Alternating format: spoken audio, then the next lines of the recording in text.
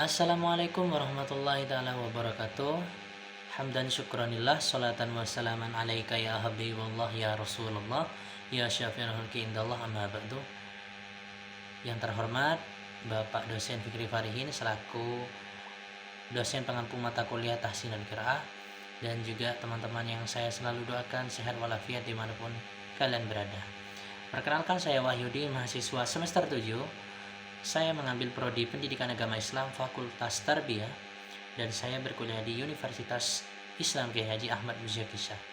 Nah, di sini saya akan mengulas kembali materi yang sudah dibahas oleh Bapak Fikri pada perkuliahan Sabtu kemarin. Tujuan dari pembuatan video ini ialah agar mahasiswa tidak hanya dapat mendengar dosen menjelaskan, melainkan dapat memahami dengan membaca apa yang sudah dosen terangkan. Baik, untuk pembahasan yang pertama di sini yaitu mengenai kesalahan. Nah, setiap manusia itu tidak luput dari yang namanya salah. Nah, pada Al-Quran pun ada istilah yang namanya lahan, yang artinya kesalahan. Lahan jali merupakan suatu kesalahan nyata dalam pengucapan huruf atau harokat yang mengubah arti atau bentuk kata dalam Al-Quran. Kemudian untuk pembahasan yang selanjutnya ialah menurut bahasa, lahan itu ialah suatu kesalahan yang mana terjadinya penyimpangan atau suatu perubahan, baik itu makna dari cara pengucapan ataupun kata yang dilakukan seorang manusia ketika membaca Al-Quran. Kemudian secara istilah, kesalahan dalam membaca Al-Quran adalah yang menyebabkan perubahan terhadap huruf ataupun harokat yang dapat mengubah makna dari yang seharusnya. Kemudian dalam membaca Al-Quran, lahan hofi, kesalahan yang samar.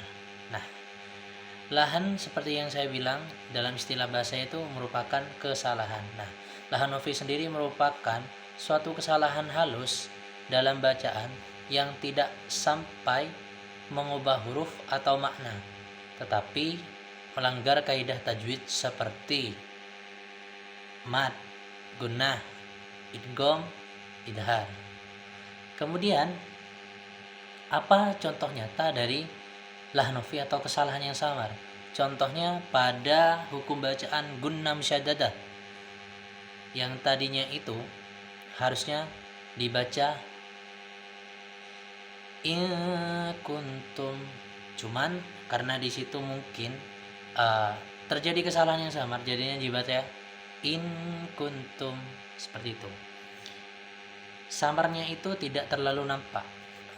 Di situ hukum bacaan gunnahnya itu tidak terlalu terlihat. Kemudian baik, kita lanjutkan kembali.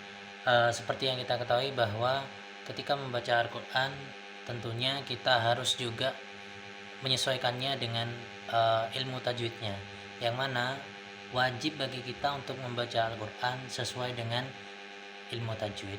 Dikarenakan jika kita membaca Al-Quran secara sembarangan atau yang penting kita baca namun tidak memperhatikan bagaimana kaidah ilmu tajwidnya, maka itu juga merupakan suatu kesalahan.